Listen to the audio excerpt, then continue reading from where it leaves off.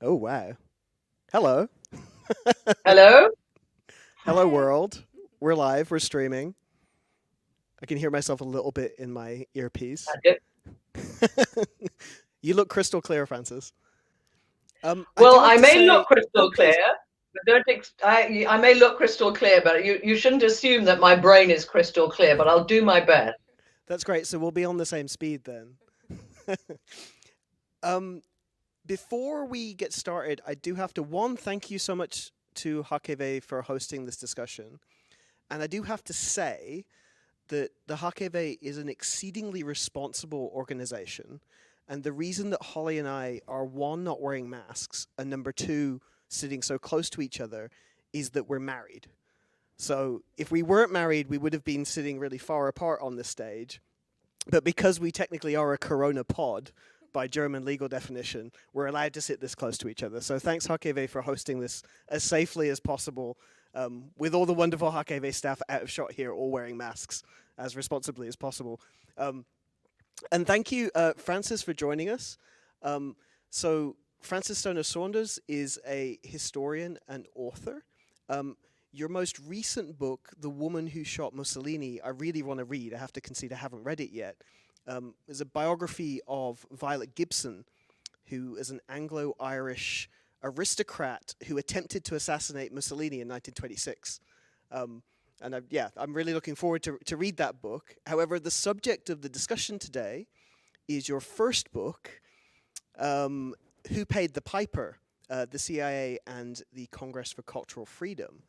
And I do want to say before I let you get a word in, Francis, this is a remarkable venue to be hosting, albeit somewhat remotely, this discussion. So the Hakeve, previously known as the, let me check my notes, the Congress Hall, Congresshalle, was established in 1957 as a symbol of German American friendship. And I thought actually it would be really nice to mention, Francis, that when I was reading about the history of the Hakave earlier, the 2 weeks that inaugurated this building were the festivities were curated by Melvin J. Lasky, who appears a great deal in your book. Um, and in fact, Lasky was a founding member of the CCF, which I'm sure Francis will explain more later. And in 1960, the Congress for Cultural Freedom held their 10-year anniversary in this very location. So it feels really, really wonderful to get to talk to you about this topic. Very, very specifically in this building. Yeah, so that's my little intro, and welcome. Did I miss anything in our introduction? No, you introduced something to me that I didn't know. I didn't realize that the CCF, the Congress for Cultural Freedom, which I guess we'll be talking about soon, was so closely connected to the HKW. But I am aware that you're on John Foster Dulles' Alley Avenue or whatever, and that you are therefore um, at the moment sitting in a place of kind of considerable Cold War historical relevance. So it seems appropriate. I'm very happy to be here with you, even if it's virtually, and we'll see. And Melvin Lasky, we will also come back to. Yeah, he kind of pops up a lot everywhere. He's called the father of the Cold War. He's called the father of the Cold War in Berlin. So for Wow. younger generations who don't know who he is, they might find out a little bit this evening. Wonderful. Well, once we're past this crisis, we'll have to have a tea on the Brücke at Hakeve. Um, Yeah, yeah, that's good. no, I've got my cup of tea here, and I salute you with it. yeah, no, it's wonderful. The other little nugget of wisdom I found out about this building was that it would not have been built had it not been for the advocacy work of Eleanor Dulles, who was an author and sister of both John Foster and Alan Dulles of the CIA. So this is definitely a Dulles creation in more ways than one. That's fascinating. That's fascinating. So anyway, so we have a bunch of questions here and kind of like a loose scheme. The one awkward thing about having this be on camera is that occasionally we're going to be looking at our phones, uh, which you don't normally see in the audio version. But would you mind I've maybe never done this explaining to us? before, so Sorry, I haven't done this before. I know you're getting some feedback, so I'm going to try and not talk over you, but I haven't done this before. So I'm going to ask the audience to bear with me just in case and I'm also not in my own office. So if my chair collapses or the telephone rings or something, I've tried to prevent any of this happening, but I can't guarantee it. I think we're going to be great. So would you mind maybe just quickly? It's difficult because in reading the book, it is such a thorough historical text. I mean, it's there's a lot of detail in there. So giving a kind of high level synopsis of the book is quite difficult. But I would maybe at this point ask you to do that for those who are completely unfamiliar with this subject matter.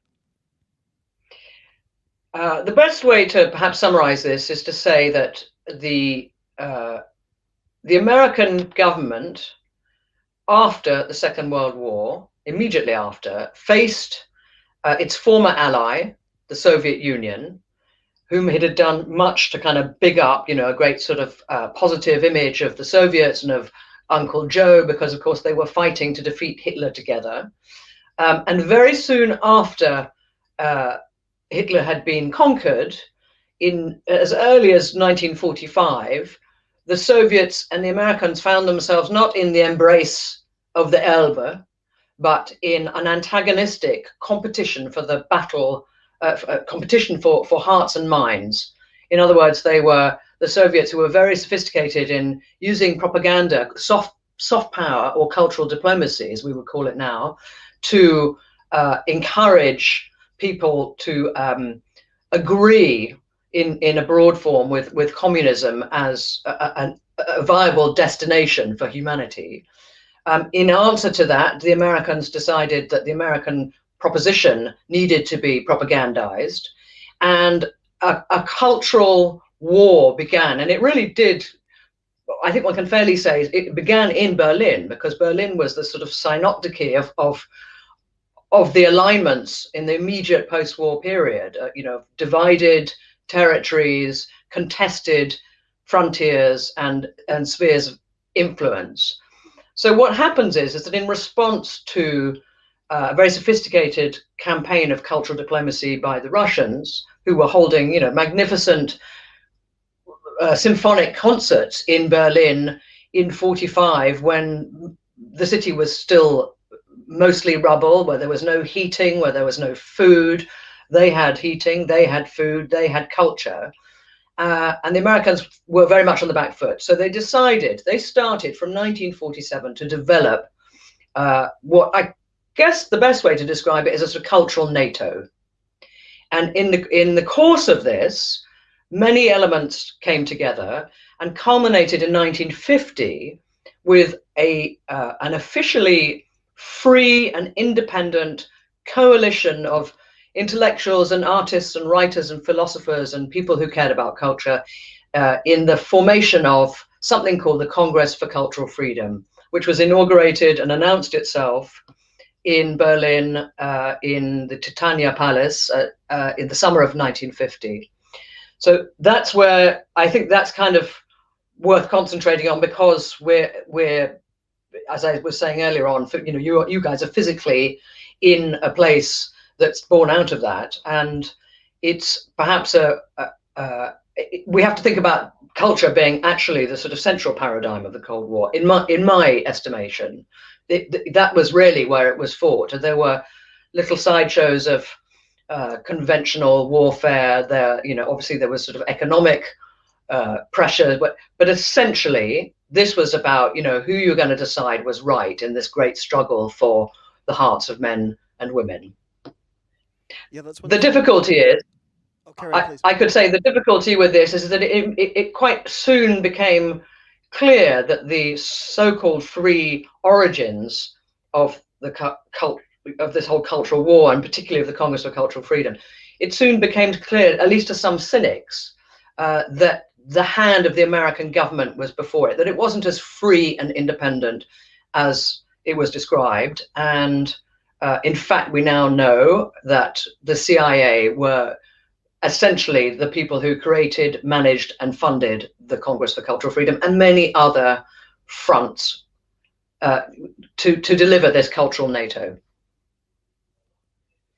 Yeah, so you mentioned the Congress for Cultural Freedom. What were some other organizations? I think the Ford Foundation was also mentioned in the book, as well as some magazines and various kind of literary outlets. Can you just mention a The couple of the the? Yeah, what was the, the the scope? way the scope is the way the CIA put it together was they kind of they built a consortium, and this consortium consisted of lots of people in the private sector, corporates, philanthropists, even the Museum of Modern Art was very, very closely aligned with this entire project, and we can talk about that later. Um, they also worked with big foundations like the Ford Foundation, like the Rockefeller Foundation. They created their own dummy foundations as a pipeline for funds, so it looked legitimate. It had relationships with a huge number of bona fide cultural institutions all over Western Europe, where most of this was the theatre, at least the theatre of war that I was looking at in my book, although it was international and covered all continents, but the theatre of war that I was interested in was West Europe. So, hard not to think of a museum or a publishing house or a magazine that didn't have either some link with this CIA covert operation or were a target of it. Hmm. Yeah, what I find really fascinating about this is I think when a lot of people think of propaganda, they think of kind of like the state controlling specific parts of essays or maybe curating specific works. But this seems to be more of kind of like curating the curators. So setting a kind of environment or network of people together that where these kind of works, could be kind of counted on. I read somewhere that the national security directors defined the most effective form of propaganda was defined as the kind where the subject moves in the direction you desire for reasons they believe to be their own.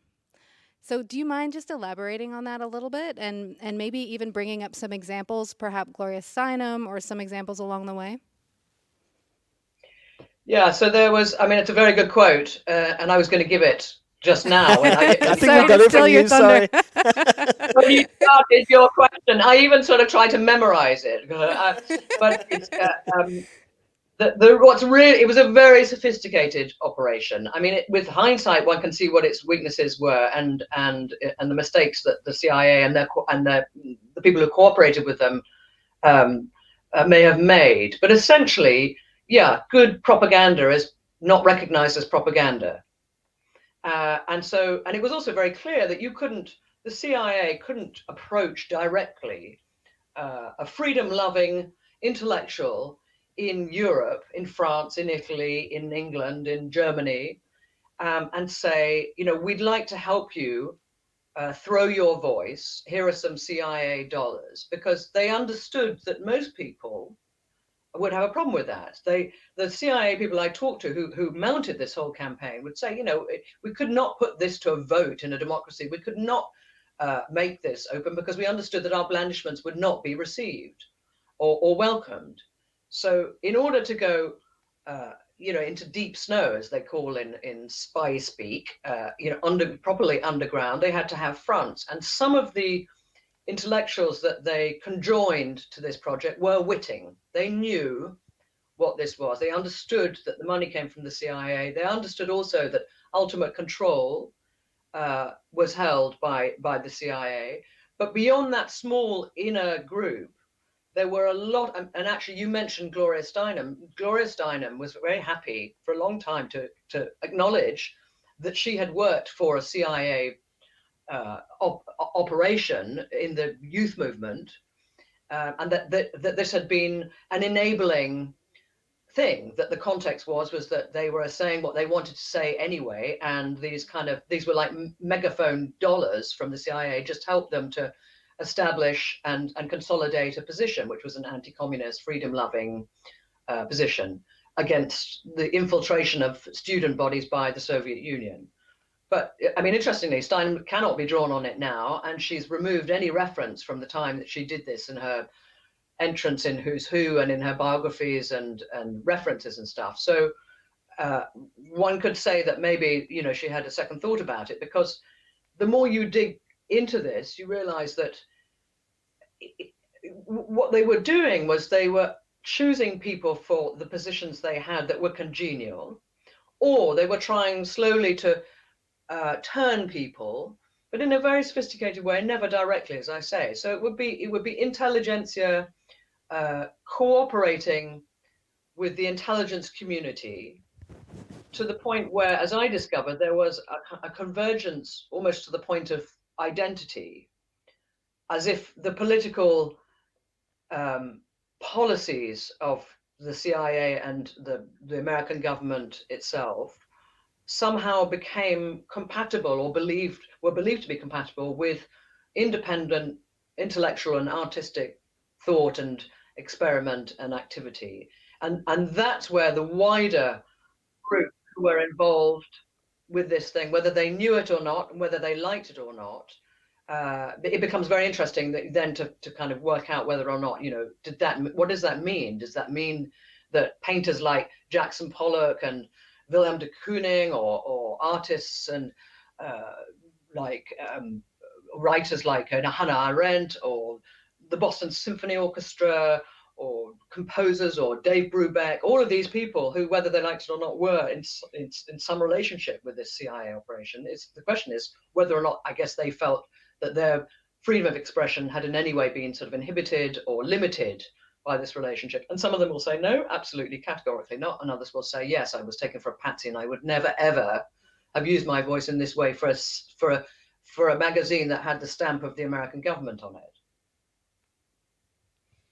Yeah, that's great. I'm glad that you mentioned Pollock, because earlier you mentioned the moment in New York, and I thought it might be good to maybe dedicate a couple of minutes to just, because in a sense we're going to talk in a minute about the role of music on all of this, which is kind of interesting, and we've spoken to some people who have, have done parallel research in that domain, but explicitly in the book, the role of Jackson Pollock and the abstract expressionists comes up. And I think, Holly, in a second, you're going to talk a little bit about freedomism, which I found to be a really, really great coinage. But to what extent was this also materializing within institutions in the United States as kind of like as you said earlier, like some kind of a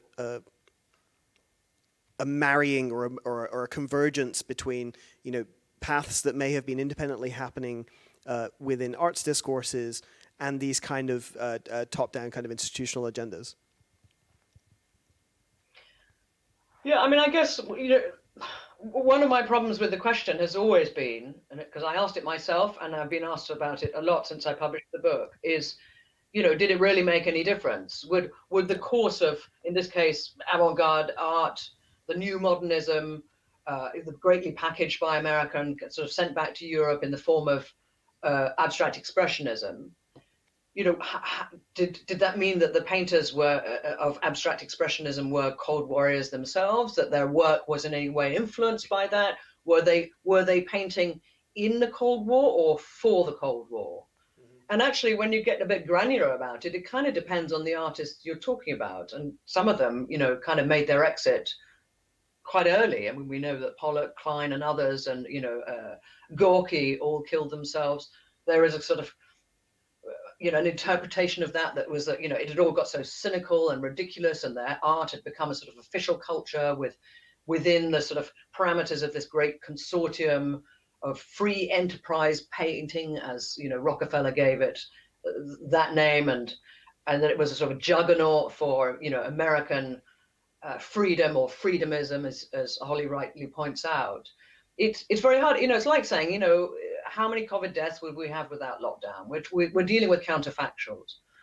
But I do believe that if you follow the money, if you follow the trail in terms of how the reputation and the merits of abstract expressionism were promoted in order to make a statement about American democracy and freedom, then I think that then you can reasonably ascertain that it was manipulated if not in its production, and I don't believe it was in its production, but in its in its propagation. And also, I think, there's a joke that if you were in New York in the late 50s and you were doing, figurative or realist painting, you were handing it around like samizdat, because the official style was abstract expressionism, and also that encouraged a second generation, perhaps, of abstract expressionists who weren't very good.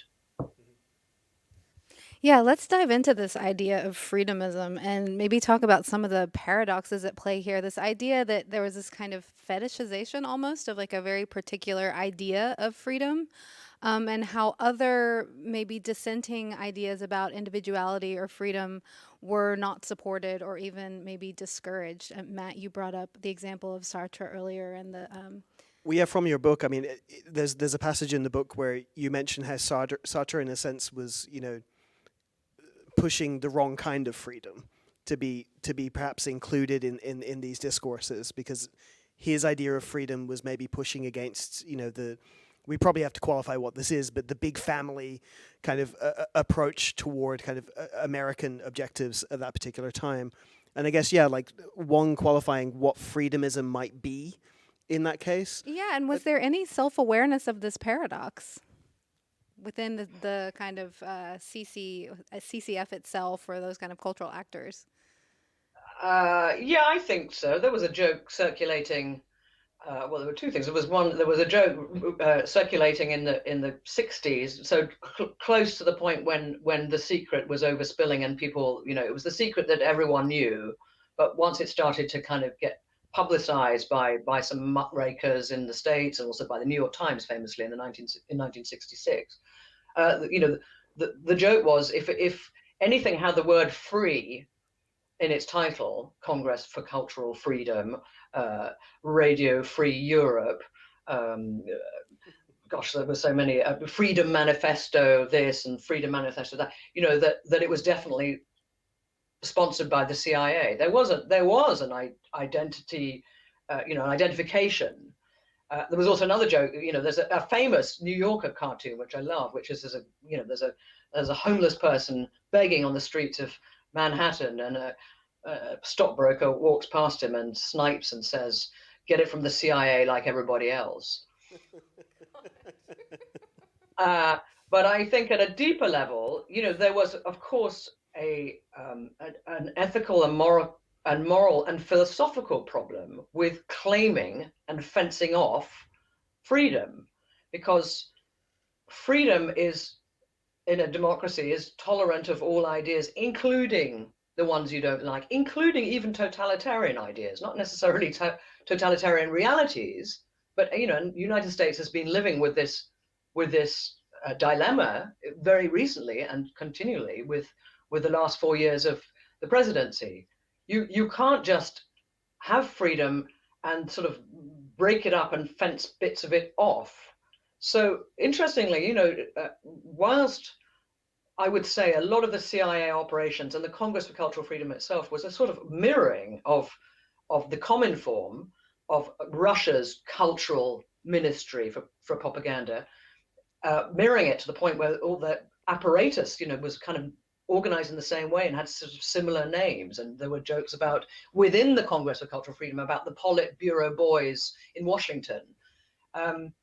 Whilst there was that kind of weird exchange, if you like, they weren't really talking to each other. The real target was Paris and Sartre and Picasso and de Beauvoir.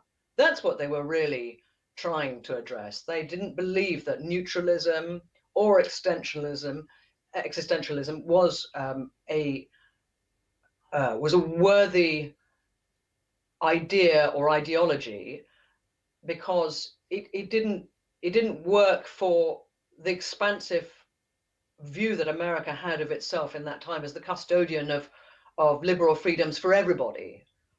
So yeah, they were furious with Sartre, and a lot of the magazines, the Congress of Cultural Freedom had a very well endowed publishing arm, which published some very good magazines, literary journals in many countries. There was Encounter in the UK. There was De Monat, founded by Melvin Lasky in Berlin. There was Preuve in France, Tempo Presente in Italy. all these magazines were designed to draw the audience and the sympathies for their kind of opposites. So the New Statesman was the target of encounter. Tempo Presente was a target on leftist. Tempo Modern. I can't remember what it was, but they were almost replicas, but with a different aspect and a different destination.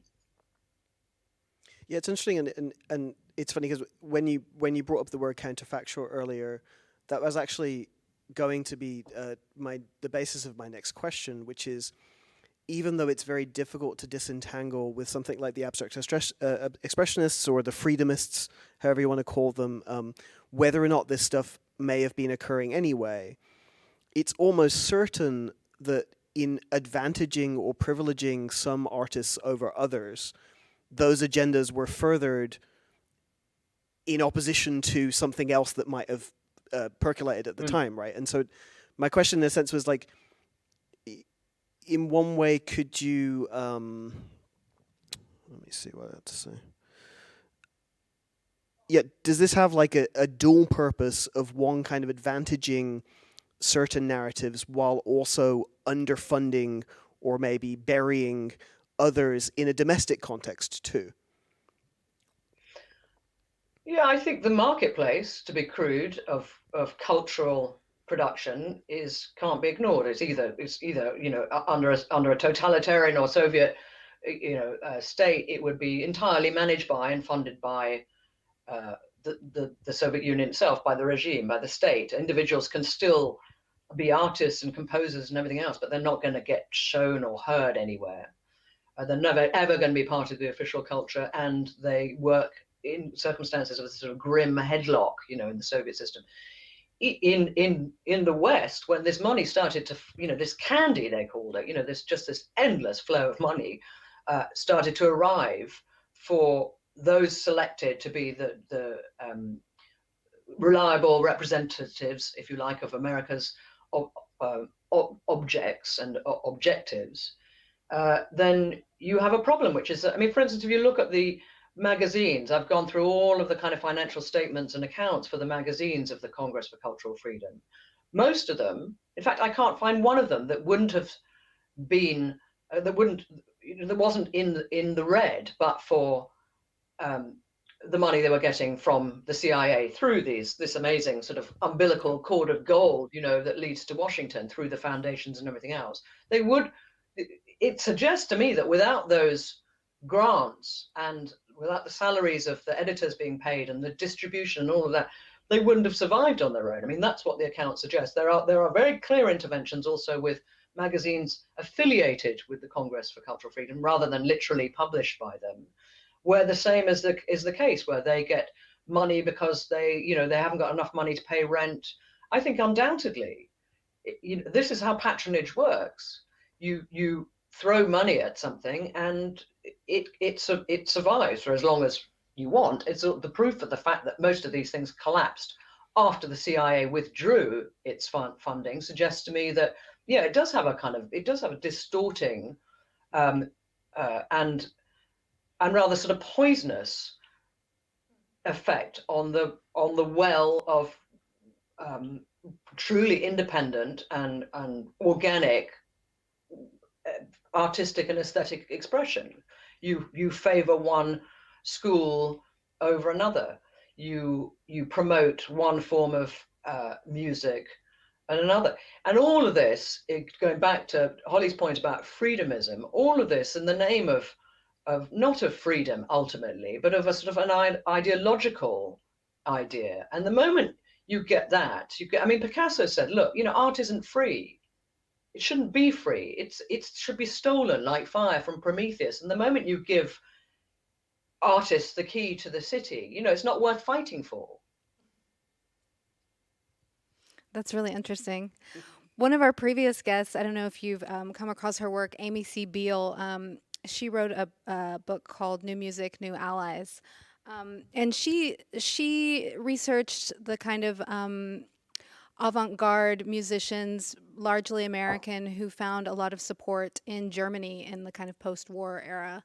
And through her, I learned about a lot of kind of jazz tours that would happen, which, of course, the government would use jazz music to kind of further this idea of freedom, while at home those very players were being discriminated against. But yeah, she talks a lot about the kind of German funding of these groups, but she didn't find evidence herself of CCF funding or similar U.S. sources. So I'm wondering, did you find any evidence of, Allied, occupied West German state support in cahoots with American support programs like the CCF, or was there any kind of were they in concert in any way? Because it seems like some of the goals kind of overlapped in some ways. I would say I know a little bit about her work, and I admire her very much. In fact, I heard a podcast you did with her not so long ago. I really did enjoy it. That was one of the reasons I was so happy to be invited to this event tonight. I would say that I have a problem, which is that I couldn't research my book in German. So I had to rely on the papers of the CCF in the University of Chicago, which were everything. I mean, they may have had meetings that were conducted in German, but all of the official records were then transcribed into English. So I was using that. I was using, other researchers and other avenues. But I would say, as a rule, it would be a complete anomaly if the German, ostensibly West German promotion or help given to German composers or performers, it would be very unlikely that wasn't at some level, maybe not as significant as other countries, but helped by this consortium that the CIA had built, and the Congress for Cultural Freedom having one of its main proponents and creators in the form of Melvin Lasky in Berlin. I would say that there was very little that was happening certainly in West Germany that he didn't know about, or that he didn't have a finger in the pie, or at least if it was not something that he approved of, there would have been some kind of counterpunch.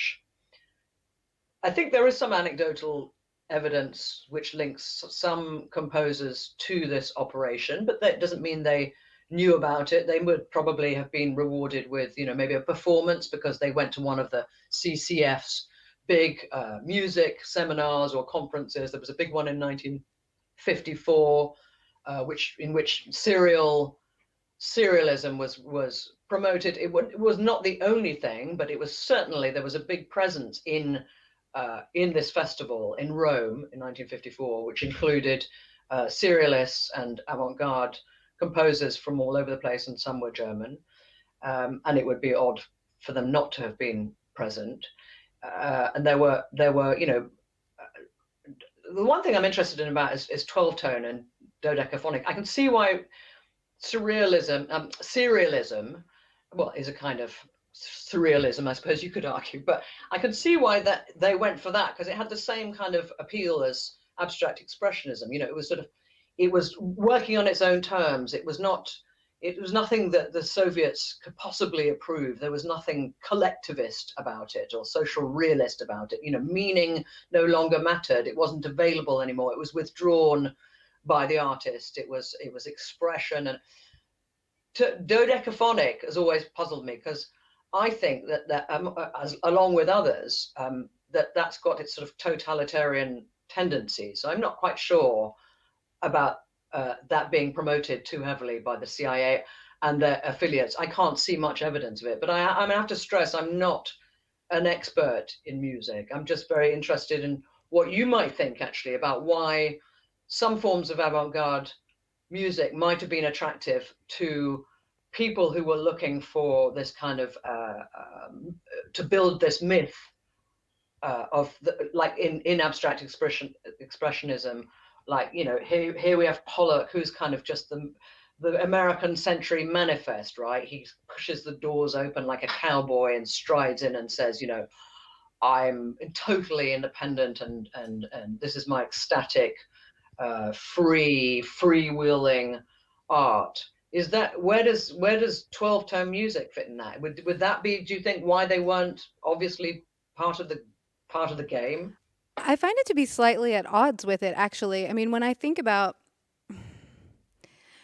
I mean, it was clear that the Communist Party hated 12-tone technique, right? So maybe that's why Schoenberg was kind of like a thumb in the nose, right? Right. So maybe that's why he particularly was supported. But the very practice, it in some ways, it's kind of like outsourcing your own personal expression to a kind of systematized way of composing. So in some ways, it's kind of odd with a kind of Pollock approach. I see someone like a John Cage or something that's a bit more kind of Maverick.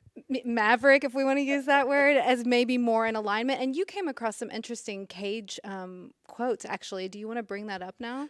Yeah, I also had one of the great quotes from your book actually was Susan Sontag saying that when attending these concerts that were put on by the CCF with 12-tone, we were deferential toward the squawks and thumps of ugly music. Ugly music for freedom was the. No, I take issue with that. Yeah, I did like. That's great.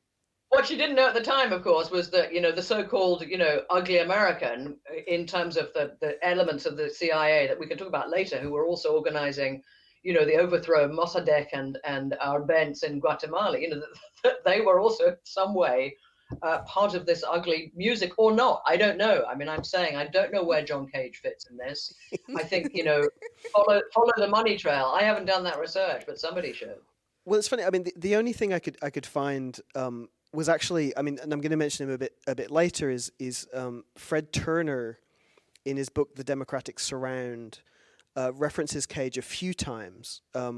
First for his work with Black Mountain College, which is something else, and he basically, and the other example was he frames Cage in his earlier years as being very much consumed in the kind of patriotic fervor that you refer to in your book. And yeah, wait, where's the quote? It's here. Yeah. And ultimately, this is Turner's argument about Cage, was that he saw electronic music ultimately as kind of pro-American and pro-freedom. And the quote is from Cage: "Tomorrow, with electronic music in our ears, we will hear freedom." And of course, yeah, for us, I mean, the natural kind of analog to a Pollock would, in a sense, for that period of time, be a Cage. And in our discussions with Amy Beale, actually, she describes how characters like Babbitt, who's maybe less celebrated, and Cage, when entering into these festivals like Donau Eschingen, were welcomed, were received really, really well because of their opposition, in a sense, to this kind of systematic 12-tone. Right, this idea of indeterminacy, this kind of like leaving it to the I Ching or leaving it to the universe to decide these. Well, exactly, and just kind of following your passions and following your, this kind of like proto-hippie stuff. Yeah. Her framing of it was that actually that was really welcomed, and so the question for us, which came up in the discussion with her, and I think is still an open, pregnant question in a sense, is, if that was such a big shift at the time occurring in West Germany, funded largely by West German state entities, and the feedback that was allegedly organically happening from the music community at the time was, we want to do away with this kind of systematic thing and follow our individual pursuit, we want to be like Cage, then why was this not picked up by the CCF who were active at the time? Because it feels very complementary, particularly when, as you say, people like Lasky and also Nabokov were both composers or people very, very ingrained in the avant-garde composition community at the time, and surely would have been absolutely familiar with it. Yeah, but we're being a little bit subjective now about the reception of Cage and other things that you mentioned. I mean, for example, there were many in Europe who said, Cage is Dada. And there were many who said, that there's no abstract expressionism without European surrealism. And here you get a tension between Western Europeans who are not particularly well aligned with the idea that the Pax Americana was the answer to all ills, right? Who say, okay, it's fine, you saved our modernist artists from fascism. They washed up on your shores and you welcomed them. And yes, thank you. We're very good. You know, we're very happy to have Gropius come and visit us in 1947 in Germany and tell us what Bauhaus can do for us now. But there were others who were very resentful, particularly in France, which has, you know, still quite a reputation for its sort of cultural chauvinism and anti-Americanism in particular, saying, you know, you all you've done is you've just sort of packaged up European modernism and made it look bigger and shinier, whatever, and you're throwing it back and saying this is evidence that you are now the cherished custodian of all liberal values and the kind of the host of freedom.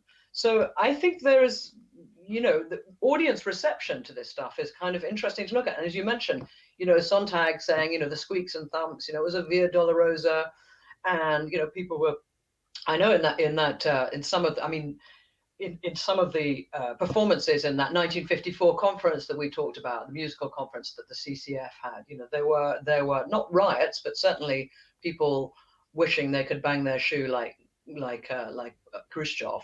And also mentioning Khrushchev, it's worth noting that the general rule of the American sort of propaganda, psychological warfare, you know, campaign was that anything the Soviets loved to hate was worth promoting, because it was just another way of, and that's why, interestingly, social realism in America is almost completely wiped out in this period that I deal with, which is from the late 40s up to the mid 60s. You couldn't, you know, Steinbeck, Faulkner, Erskine Caldwell, Richard Wright, who was living in Paris, of course, anybody, these they were called incestuous Southerners, who were showing, you know, the seamy, nasty side of America. They were specifically excluded from this thing. Their books, sales of their books collapsed in this period. The whole idea was to promote a clean and tolerant and untroubled American sort of landscape, which of course was nonsense. You know, they would say, I tell you, even Giant, the film Giant, I found out, was rejected by Paramount Studios because some stooge of the CIA was there saying, I've just read the script for this film Giant, and you know, they have some really nasty Texans, and they've got you know, dubious characters, and there was a whole thing about race that they didn't like in it. So he's, you know, ended up his memorandum saying, don't worry, we'll block it every time it comes back to the studio. Well, luckily at some point another studio picked it up and we have the film Giant. But that was something that was considered a real irritant. And you might want to say, I guess you might want to say, you know, okay, where do we get all these you know, jazz concerts from that are traveling not just in Western Europe, but all over the world, including at some point in slightly later in the Soviet sphere? That has a lot to do with race as well. Yep. That has a lot to do with projecting an image of America as tolerant and trying to push back on the accusation made by the Soviets, but made by many Western allies as well, that they were in no position to preach tolerance and democracy at a time when they were denying votes to Black Americans, and there were still Jim Crow laws in place. Dave Brubeck, this is great. When Dave Brubeck was getting ready to do a big tour in the late 50s, I think 1958, Poland and places like that, all sponsored by the American government openly. I mean, that was not, and he was very open about saying that, you know, jazz is basically American and America is jazz. At one point, he puts, you know, a black bassist called Eugene Wright, I think he's called, into his band because somebody else fell out, and our friend John Foster Dulles, Secretary of State, gets wind of this and says, you know, no, we want all white bands, because it's already the case that the American jazz bands with black people in had already been identified as propaganda instruments, you know, that they were there as propaganda to convince people that there wasn't a racial problem in the States. So then they had to come back from that and then go all white, and then they realized they had to come back from that because actually you can't have jazz with just all white. And Brubeck obviously said, no, this is not about race. Jazz is colorblind.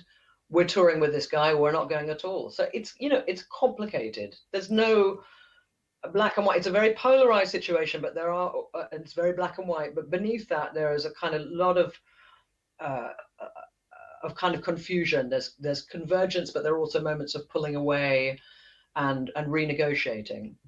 So I don't want to make it that the CIA was running culture in and for the West for this entire period, and there was no pushback or no subtlety. In fact, a lot of what they were doing was incredibly subtle and sophisticated. And clearly, in other terms, they didn't turn everyone. They weren't successful. They didn't turn Sartre, and they didn't turn Picasso for sure.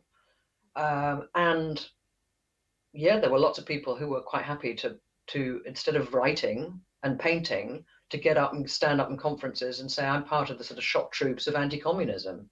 I guess that's a free choice up to a point, because at the end of it, when the whole thing was exposed in 1966, 1967, there were a lot of people who had been involved who kind of lifted their skirts and run off saying, shouting rape. But actually the fact was that they knew, or they should have known, because they'd been told, or they had simply decided not to know. They were too close to the inner apparat not to have known.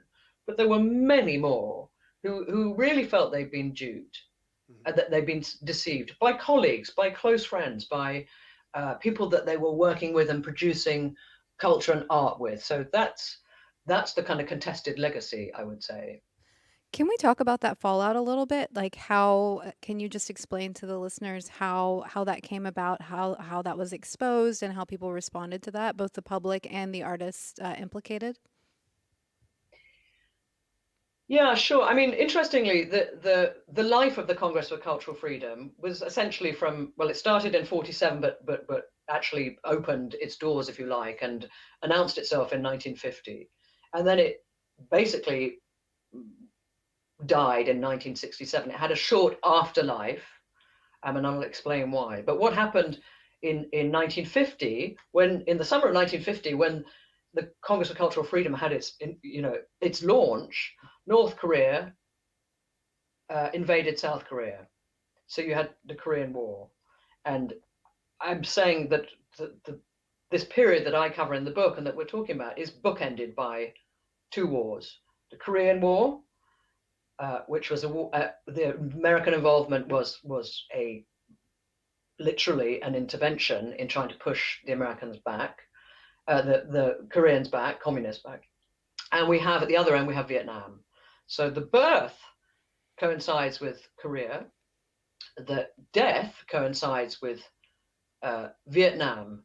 And what's happened is you can trace the trajectory of how American anti-communism led it to this terrible event, this process of the Vietnam War, in which the kind of national psyche was ruptured. I mean, it was a terrible, traumatic experience for Americans, and particularly for a lot of those people who had conjoined with the Americans, believing that anti-communism and non-communism could be held up as the moral high ground. Mm-hmm. But once they got, they were all caught with their pants down, because suddenly they were in the mud with this terrible war.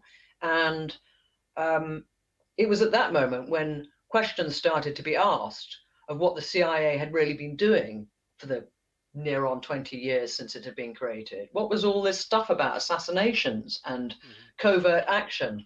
And while this question was being asked also by official Congress inquiries and Senate inquiries, the New York Times, amongst others, started leaking stories clearly from anonymous sources who had some inkling of what the CIA involvement was in all of this. And it was never rebutted, essentially, and included stuff about their cultural warfare program. But at the time, it wasn't really, it was kind of considered a bit fluff on the side. Okay, so what, they paid for, Robert Lowell to go to Argentina? So what?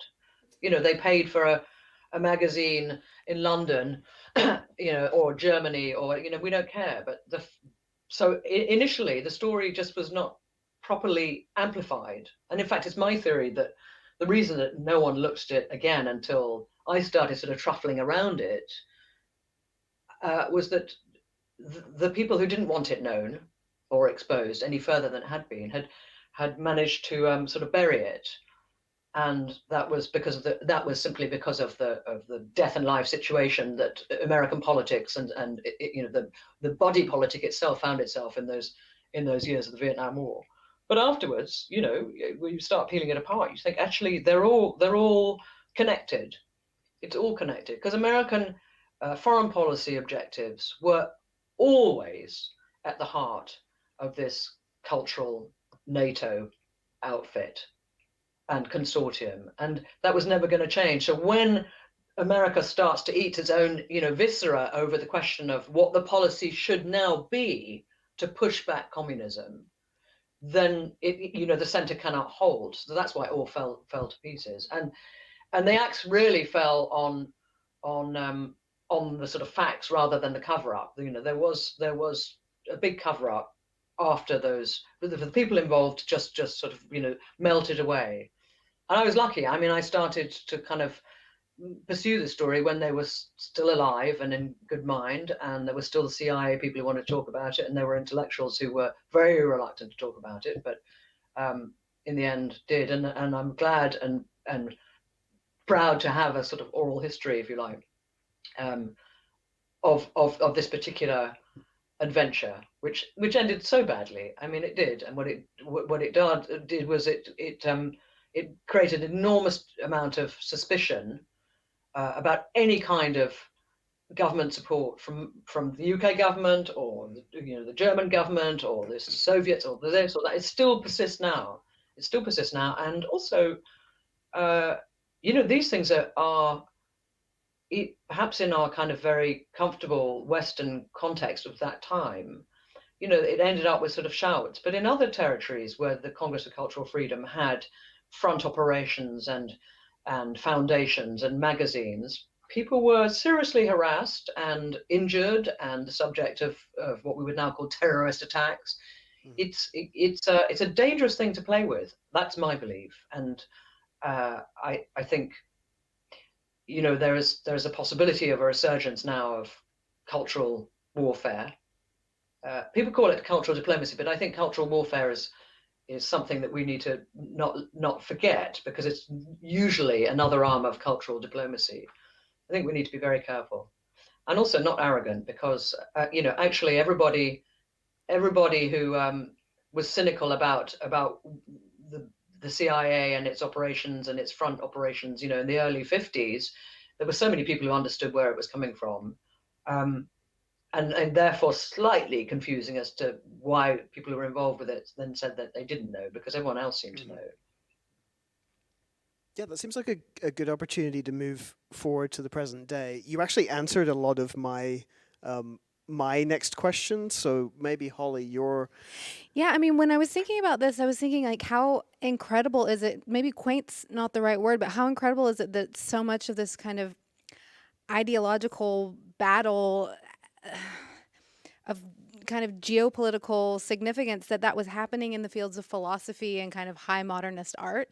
And I feel like that is not the case today, that maybe that's been replaced by entertainment or technological systems. So if we could kind of fast forward to today a little bit and think about, what do you see as the main vehicles for U.S. cultural objectives today? Do you think that might be in the entertainment field or in kind of the tech world? Do you see any kind of evidence of programs like this maybe active but in different ways? I'm going to answer that in two parts, but bring me back to algorithm if I forget. Okay. Perfect. But the first half is that, I mean, I certainly know that in 2010, when Gordon Brown became Prime Minister of Great Britain, so-called Great Britain, some newspaper reports came out that he'd been reading my book, Who Paid the Piper? The CIA and the Cultural Cold War, and had taken it and shown it to the press on his flight to Camp David in the summer of 2007. He'd taken it to a meeting at Camp David with Bush Jr. That's President amazing. Bush. Yeah, and someone who had been on that flight, I mean, a journalist I know said, "Oh, he was waving it around," and I was thinking, "What's going on here?" Anyway, Gordon Brown had taken it upon himself to encourage the Americans to post Iraq War and that entire debacle, to consider the idea of cultural diplomacy and cultural warfare, psychological warfare. And this kind of then it turned up into a few other papers. And then I had the strange experience because I was then the arts editor of the New Statesman. We had a Christmas party in the days when magazines could still afford to, get some bad white wine and a couple of peanuts. And it was traditional always that the Labour leader would come to the New Statesman party. And indeed, Gordon Brown came, and I was introduced to him. And we had a slightly terse conversation because he said, "Oh, I'm a great admirer of your book." And I said, "Great, well then you'll know that cultural warfare is not a very good idea because people like me will find it out and expose it if you're doing it It's an covertly." amazing response. Yeah, and then at which point somebody dragged me away and said, the Prime Minister, would like to speak to somebody else. And I saw the guys with their little spaghetti. I'd never met a Prime Minister before or since, so I was having my moment. But afterwards, I was worried. I thought, is my book being held up as some kind of manual or some how-to-do manual of psychological and cultural warfare? I flash forward. I mean, I'm telling you that because I know that at that time that was sort of on the agenda. I also know that Bush did hire people to do cultural diplomacy. That in fact the think tanks and institutions, there was a sort of explosion of think tanks and institutions who were cashing in on something, and I would say money was part of it. I don't know where it came from. Sort of saying this is how we do cultural diplomacy. You can look it up. You see it from 2007 to now. There are occasionally it kind of appears in the mainstream media that there's a new cultural diplomacy initiative.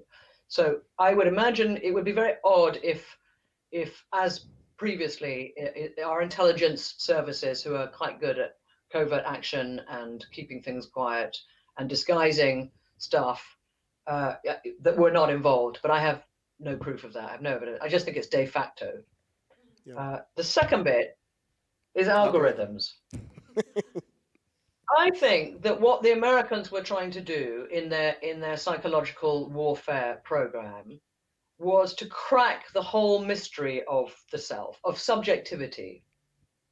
They were fascinated by the subjective, much more so than the collective. I know they talked about, the big family, but they really were fascinated by the sort of the private existentialist world of the individual. And they were fascinated by it because they were also, to some degree, I think, threatened by it. The idea being that if you can, like an algorithm, scan, the human mind. It was called the battle for men's hearts and minds, after all. If you understand what's going on in that mind, you can in some way improve it, control it. I don't know, but it seems to me that it's like the idea that I think Updike promoted in one of his novels, that there's a computer that can find, that if you put the right algorithm in, it'll find you the way to God. And then there's a sort of rebuttal there where it's like, well, if you find God, there isn't a God. There's a sort of via negativa that will take you to, that will simply kill the ultimate mystery of life. I think there's a really weird kind of connection, and I probably haven't articulated it very well, but that is all I would be able to say about technology and the tech that we have now, is that everybody seems to be looking for this Klondike. It's not just like our shopping habits. They really want to know how we think and why we think in that way, so that they can sell us more stuff or persuade us to desist from the wrong behavior. And they could be very well intentioned, and it makes me all the more frightened if that's the case, because it's it's harder to combat. Yeah, I mean, I think that's the point of a project like Neuralink. I don't think it's actually to expand our brain capacity. I think, like you said, it's more to understand how the brain operates so that, it can be exploited in some way. the fake project of Neuralink. Well, yeah. Yeah, no, it's true. Have Well, you? Have and you? don't forget also that the Americans, I mean, they were doing this. They were literally doing it in the form of these other CIA operations of mind control and experiments with LSD and stuff. It's not a kind of mad thesis. Mhm. It's fact. That's what they were trying to do. Manchurian Candidate and everything else. I begin to sound like a complete conspiracy theorist when I talk like this. But let me tell you, I am a conspiracy. I believe in conspiracy facts and not conspiracy theories. One depends on the other. There's a conspiracy theory and you follow it and you establish the fact. And if you don't, I'm getting so much rubbish on my email at the moment. Thank God I have no other social media, but I'm just kind of snowed down in all of this weird conspiracy theory. And I worry that people don't know the difference anymore, and that may also be one of the negative impacts of how sort of tech has interfered with our ability to rationalize and stuff and got into our brains already. Yeah, I was about to ask. Are you familiar with Fred Turner's Democratic Surround book? No. I think you get a real kick out of it actually, because a lot of what you just described, he has some very complimentary thoughts. Where his basic idea was that, and I'm really, really paraphrasing or reducing this down because it's actually 2 books that he describes this, but it's over 2 books. But his basic idea was that many of the people considered the countercultural revolutionaries in the 60s were actually building upon ideas that were incubated in the United States in the 20s, where a number of designers and sociologists and anthropologists were really concerned with exactly what you said, trying to understand individual subjectivities and trying to create systems or experiences that discouraged people from slipping into fascism. And so in his reading of it, actually where your theses kind of intersect is he talks a lot about the MoMA and a lot about kind of the idea of encouraging people to express themselves and pursue freedom. And he describes it in for a couple of reasons, like one being that people were genuinely concerned in halls of power at that time that mass media would inevitably turn people fascist. Through looking at Germany and looking at Germany as being what they interpreted as a very cultured society, all of a sudden through mass media, voting for the Third Reich. But also they were really concerned with soldiers coming back from war. They were concerned that through doing violent deeds and being exposed to this kind of black and white, violent experience, that they too would inevitably turn fascist. And so Turner's book basically talks about how the idea at the time was to try and establish a subjectivity in which the perfect democratic individual would, rather than see one thing, would be given like an exhibition, kind of like the Big Family exhibition, which features prominently in the book, in which they were invited to pursue their own path through things and create their own connections. And of course, at least the way that Turner explains it in his thesis, you can draw a direct relationship between, those early experiments in kind of democratic subjectivity or anti-fascist subjectivity, and then the countercultural origins of what later became Silicon Valley with the Whole Earth catalog, and ultimately Facebook. It kind of ends with Facebook, where and of course the great kind of paradox amongst all of that is that even though when you're in an exhibition environment and you're presented with all of these different options, he has all these amazing pictures which are zoomed out a bit more, where you see the construction of the options available. You see the backs of the exhibition walls, where of course all of the options available to you are of course kind of rigged, right? Which is not dissimilar in a sense to what you were describing with the social media environment, where you're presented with this, all these kind of illusory choices, infinite choices, but of course every step you are navigating through those social media platforms has been choreographed for you specifically, right? Someone has more intelligence about you. That's what you said earlier, but Holly, in your question about curating the curators and stuff. I mean, if I'm the curator myself, I'm being curated and not knowing it, because I don't know what that behind the panel thing is. I mean, where it's just so fascinating is that I just think it's not that the opportunities to do this have. We're not. What was it Greenspan said after the 28, 29 financial, he said, are people more greedy? And he said, no, people aren't more greedy now. They're just, the opportunities for greed have exploded exponentially. So I think we're moving into a place where a lot of the CIA guys who I met and talked to, they would have been fascinated by this. They would have been very intellectually engaged with everything you've just described. They would have had a much more nuanced understanding of it, I would argue, than your typical composer or writer or even philosopher, because they understood that, the kind of the mechanisms at some sort of technical level of how you can do this and how you can program this. I mean, my worry about this idea of using subjectivity to guide people into the right decisions for themselves and socially, and and in the context in which they live, is that it's still doctrinal. You can't get away from some sort of doctrinal structure.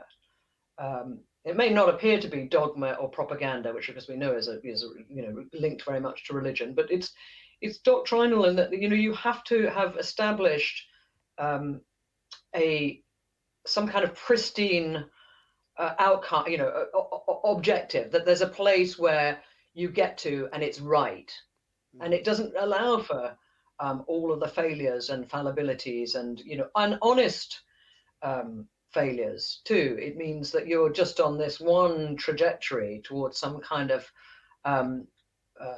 perfection, to the perfectibility of humankind. And I've always felt that has got a totalitarian tendency in and of itself, and if it gets to the point of being expressed, it can be very dangerous, expressed in a literal way. Yeah, I agree. Actually, that leads perfectly into the final thing we wanted to discuss before we move over to questions. Is in the book, one thing I think you do really, really well is describe some of the dangers that come through this kind of black and white thinking. We didn't get to really talk. I know, Holly, you were particularly compelled by the correlation with religious thought and the fact that there were actually certain religious leaders that were involved in the CCF from its inception, with the idea being to try and narrow intellectual thought down to good, bad, right? Like, let's find the artists who are more susceptible to viewing whatever the United States may be responsible for, we are the lesser evil. Well, there was a particular preacher whose name I can't remember now, but who's mentioned in the book, who was affiliated with the CCF. Can you remind me? Reinhold Niebuhr. Yes, exactly. And how, you mentioned in the book that he kind of, helped propagate this idea that, it is kind of good versus evil, this kind of oversimplification of very complicated questions. Well, that's the thing. And I think that, when we start thinking about like a more contemporary context, the last thing I wanted to mention and maybe just get your thoughts on is that I do see traces of this kind of narrowing of intellectual discourse when we start thinking about the relationship between the United States and China, right? Specifically on kind of the technological grounds, right? There's this idea, and it's funny, I found myself, and maybe I've been guilty of this, having a conversation, this is maybe esoteric, but specifically about kind of digital payment infrastructure, which is something that's like quite hotly debated at the moment and is a source of great wealth or great power. And I found myself at some point making the argument, well, fundamentally, at the end of the day, I guess it's better for Facebook to be running this than the centralized Chinese state. And I found myself going down this pathway where, of course, it's more complicated than that. But not and that plays directly into Zuckerberg's hands. Well, absolutely. But it feels reading the book, it reminded me of that conversation. It reminded me in a sense that actually also when these kind of things are happening in real time, you can slip into binary thinking. Just through kind of following your own thoughts, so it's actually quite nice, I think, in the advent of, are we in a new Cold War or the kind of nascent stage of a new Cold War, and what can we learn from this? I completely agree, and I am. My instinct is simply just to, when you're presented with something, you should ask that where the acoustic might sound slightly off, or where just contextually you think, God, this is an amazing thing. I mean, it's huge. You know, how did the British Museum manage to put on this great big china thing? You know, just to kind of scratch around, and you will usually find that there's been some kind of cultural diplomacy input. Now that doesn't matter in and of itself. I'm fine. I'm fine with having the kind of stamp of any government on its cultural efforts, because whether I approve or not, ideologically, but then at that point, at least I have the decision to take part in it, or to turn away from it, or to push back. The problem is, when you do it secretly, you're either a dupe or you're a deceiver. And I think that, intellectuals and artists and composers and philosophers and the people, should be answerable, not to the dictates of any company or group of companies or states, but to their own integrity. And I think that sounds incredibly old-fashioned, and I make no apology for it. If you're talking about freedom, it's indivisible. You don't, as I said earlier on, you don't get to pick and choose. And also these sort of Manichaean systems are just a kind of intellectual cop-out. It's us being lazy. If it's their good and we're evil, or vice versa, you've missed the point. It's all the kind of mess in the middle, and we're scared of it because it's confusing. I'm happy to be confused. I don't want to know everything. I don't want the algorithm that can just kind of whiz that, and because then that's it, and I'm not really living. That's it. That's the end of inquiry. I mean, what do you do with art in that situation? What do you do with it? I mean, why would you bother doing it? Well, these are some big questions. I feel like we could talk with you for hours. I would love another hour to talk about but we do that need to open problem. up the questions to the audience now. Yes. So now would be the time. Apparently, we have some questions. So would you mind, please, sharing them with us? Yes, of course. Is it on? It's on. So I'm going to read a question. It's a 2-in-1 question, and it's to all of you, to all three of you. In which way would you say that art plays a role as an influencer of freedom today? And who, if any, is today interested in instrumentalizing art for their purpose / using it for their propaganda? Francis, I'm going to invite you to speak first, if you'd like. There may be a very long pause. It's a very interesting question, and of course, I've been having just said something that was incredibly abstract. I now deserve to be kind of pinned like a butterfly. I can't answer that. I actually can't answer that. I mean, I know I was very interested to see an exhibition of abstract expressionism, a very big one in let me get this right, the Royal Academy in London, 3 years ago, and I searched in vain for any mention of this sort of Cold War context, which is now so available in pretty much every catalogue raisonné or biography, if you like, of abstract expressionism and its protagonists. I was quite surprised that there was really nothing there at all, and it had been sort of repositioned. It had been repositioned as a kind of, I felt, as a kind of very dark, apocalyptic, sort of pessimistic kind of power. It was powerful and rugged as it can be, but there was one Reinhardt, which was just black canvas, which seemed to be that a famous kind of just walking out of painting and walking out of art and saying that's it, there is nothing left. But I have to say, I'm really sorry, I can't answer that. Anything I say would just be babble. Can you, the listener who asked the question, do you have any ideas yourself? Are you able to type back to the? Well, I guess, of course.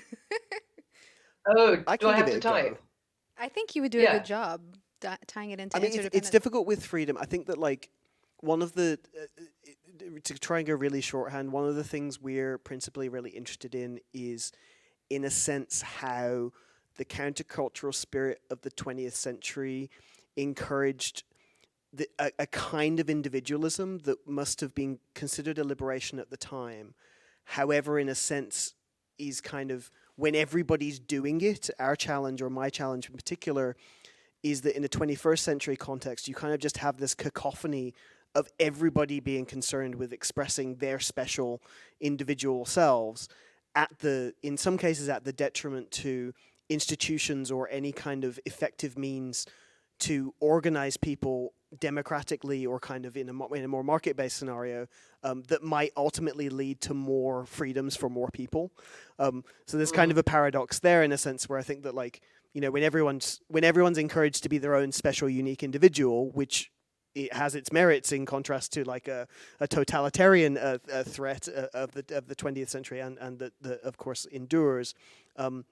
So freedoms, like arts that emphasize freedoms and individual liberties in those ways, in a sense, I think are almost kind of de rigueur. And the other thing I was going to say is that, you know, there are a very few selected artists who I think kind of on the topic of freedomism that you were discussing earlier, who I think basically have the guts at this particular point in time to take their practices outside of an online sphere, outside of tech platforms, which in a sense, in terms of like exercising your freedom to do what you like with your artwork, I think is really ballsy, basically. So for example, there's a friend of ours in Berlin here called Shin Ollie, who released a record and chose to not distribute it online as a point of principle of saying, I disagree with these things, I want to go and take my artwork elsewhere. And in a sense, there's something I find very beautiful about that gesture in terms of thinking about individual freedoms, because in that case, it's almost kind of, maybe this is a crude analogy, it's analogous in the sense to what you were saying earlier with Sartre or whatever. It's like the things that are too free to be considered freedomism, you know, they kind of exist outside of this dominant sphere. So those things. In answer to the question, I'm just thinking while you've been talking that it would be interesting to look at artists who are very well known at the moment, who are clearly in direct opposition to a system or a nation or a regime or a context.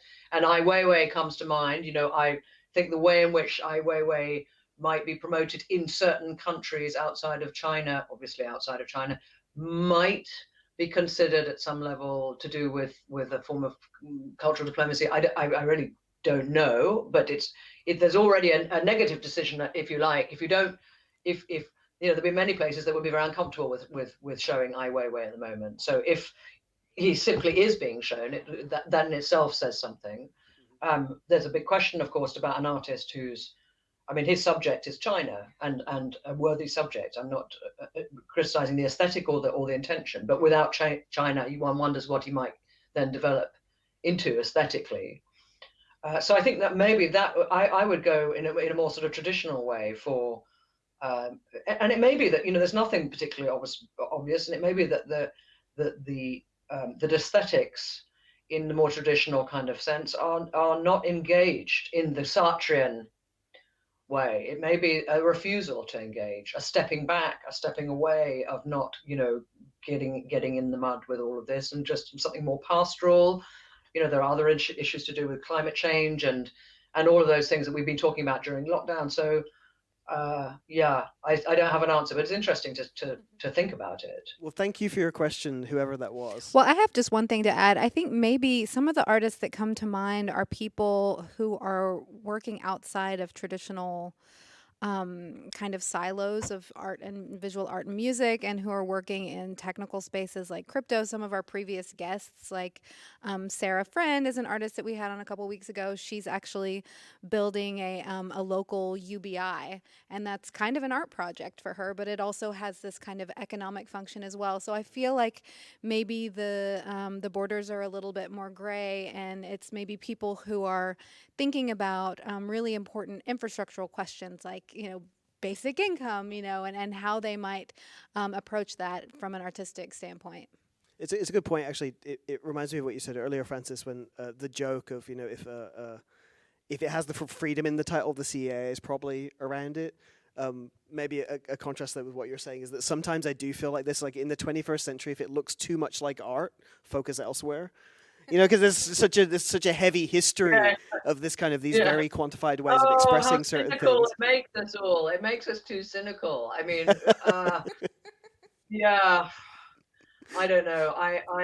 I'm very happy, and I should emphasize that, you know, for all of my research on abstract expressionism and other forms of aesthetic sort of activity or whatever, and music, I've never said that abstract expressionism can be reduced to the Cold War context that I've been describing. I mean, it exists. I would say that, you know, can I say this? Great art, you know, it exists regardless of that, and if it's good, it's a kind of, you know, it'll keep people thinking, and yes, it can be repositioned as a statement on something else. And abstract expressionism, I would not say, is the art of the Cold War, despite the attempts to make it so, and despite the fact that for a period it was, but it's more than that, and it exists outside of that. So I'd like to sort of, you know, propose that as a kind of, you know, more optimistic way of looking at it. I mean, if it's bad art, it just won't survive, because it won't continue to stimulate other artists to kind of question it and move on and or contest it. So I think, you know, we all get second chances, and so does the art we make. I think I agree with that. So do we have another question?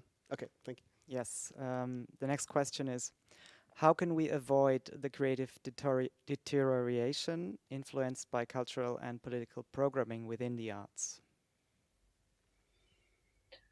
Yeah, that's really interesting. We had a thing just now when in one of the chancellor's bailout for theatres, art venues, you know, so I think some publishers got some money and stuff. I mean, you know, quite a big amount of money. It came out as a news story, and I was surprised because it sounded very churlish, which was that, oh, you know, these grants have been given to X, Y, and Z, and they've been told that they have to acknowledge and thank the government for this. And I thought, well, what's the problem with that? I mean, it was all published, and we were told that this was going to be done. And and then you asked this question, and I think, yeah, God, I don't know. I think that, you know, institutional, you know, patronage is very complicated, and it always has been. But I feel, and I may be naive, but I do feel that I live in a culture, within a cultural life where I am in London, as it happens, that is incredibly varied and exciting, and takes all sorts of risks. But I'm sure that there will be many theatre director or whatever, or people running in, you know, cultural venues who will say, no, I mean, it's now we're being told we have to, it's all about consumers, it's all about attendance, that a show will be measured as good or bad according to the, you know, the number of people who've come to see it. I mean, that's all very worrying, but you can't have it each way. You can't say art is a vital part and culture is a vital part of the way in which we live, and we need support. And then you can't then say, you know, you're degrading or deteriorating sort of the fabric of the culture. You know, that's always going to be a tension. And I go back to Picasso in a way too. It's like, you know, if you're not sure, don't take it. I mean, you know, that's what I mean about what's below the bottom line. I mean, if you're not sure, don't take it. Find another way, or just die in some great glorious kind of, you know, protest. I don't mean literally die, but I mean, you know, it's difficult. It's always been there. We wouldn't have, you know, we wouldn't have the Sistine Chapel without the Medicis. So it's conflict, it's tension. It's never going to go away. Yeah, no, I'd agree with that. I think it's just it's so case by case that, you know, the other danger in a sense is that if we were to look skeptically on all state funding of the arts, there is a danger, of course, to suggest that, you know, market-based patronage is somehow neutral, you know, which is of course also completely fallacious. And so I don't think there's not really any kind of system you can exist within where there aren't pros and cons, and there aren't also hidden hands, you know, or quite literal hands guiding things. So it's a matter of just being kind of diligent and exactly, if you're not sure, don't take it. Yeah, just be careful. I mean, you can't. It's one thing to be really deceived, and I think that was the problem with the CIA program that we've been talking about this evening, and with anything similar that might be going on now. But, you know, we can also be a bit lazy. I mean, every single talk I've given since I published this book, I've been incredibly scrupulous about finding out, where I'm going, and I'm ending up, this evening on John Foster Dulles Alley. But I'm aware of the irony. I know what the history of this place is, and it's not like being suborned by some foreign dictator or by my own government. I mean, if you two guys are working for the CIA, well, you'll then be presenting me with a big problem. Because we'll turn the cameras off before the spooks really start good at appearing finding behind the out. curtain. There was actually a rumor that I was working for the CIA for a while. That was true. There was actually a rumor that Holly was working for the CIA for a while. Wow. Well, that's interesting in itself, because that's the problem. I don't know what you were doing, but suddenly it's very easy to sort of say. I don't either, and I don't know where my paycheck is either. I know behind that curtain, there's a whole, there's a rubber plant that's actually a CIA's, intelligence officer who's pulling your strings, Holly. We're all scared. Yeah, we're actually next door, Francis. This is all of. Should we take another question? One more question. Okay. Would this sort of independent position that France took in the Cold War have partially explained its strong cultural attraction just after World War II? That's a great question. Francis. It's a great question, yeah. And I was going, and I'm going to throw it at you two, because actually, I'm sorry that the people asking the questions can't come back, but actually, I was thinking way back in this conversation. I was thinking, was Germany, post-war Germany, a much softer target for either the Soviet Union or the USA and its allies in this field of cultural warfare and psychological programming and everything? Because it was defeated in a way that France, although it had a rather sort of ignoble, history. We needed France to be built up very quickly as a very kind of competent ally in NATO and everything else. But France wasn't punished in the same way. It wasn't seen to be punishable in the same way that Germany was. I wonder what the vulnerability was in the German sphere, if you like, to these kind of blandishments, and whether or not they simply didn't have the opportunity to refuse them. I mean, the Americans in 1946, they had, 200, they were running 200 orchestras, for example. That's extraordinary. They were choosing conductors. They jumped Furtwängler and von Karajan and Schwarzkopf. They were all very quickly given freedom passes, and so there was a whole strange series of pressures that were applicable to Germany that were not the same as France. And I think that the question is very interesting. Yeah, would they have had more sort of I guess solidity in creating a more indigenous, organic, sort of natural culture to come up out in the post-war? Everyone was so terrified you were going to have Wagner and Strauss, and you were going to go the same route. So Germany was really under this. Holly, sorry. Yeah, this just reminds me of this concept of the 0 hour, which was really popular among German composers like Stockhausen, this idea of kind of like pressing a reset button. And so it's kind of this, like a blank canvas, not wanting to draw into a history that was so marred by ugliness. So wanting to have this 0 hour, this kind of fresh start. So it was more of an open blank canvas to kind of receive new ideologies and new input. Yeah, exactly. Germany post Second World War wasn't really a place, thankfully, where it was fashionable to be nativist, right? Whereas, actually, I'm really glad this came up, because I did want to bring. This is one point that came. We do have to go pretty soon, but from your book, Pierre Boulez, who's a very significant person for the both of us, has this amazing quote toward Nabokov. It's a shame we didn't get to dunk on this Nabokov guy more, because I felt throughout the book I started really disliking this guy. But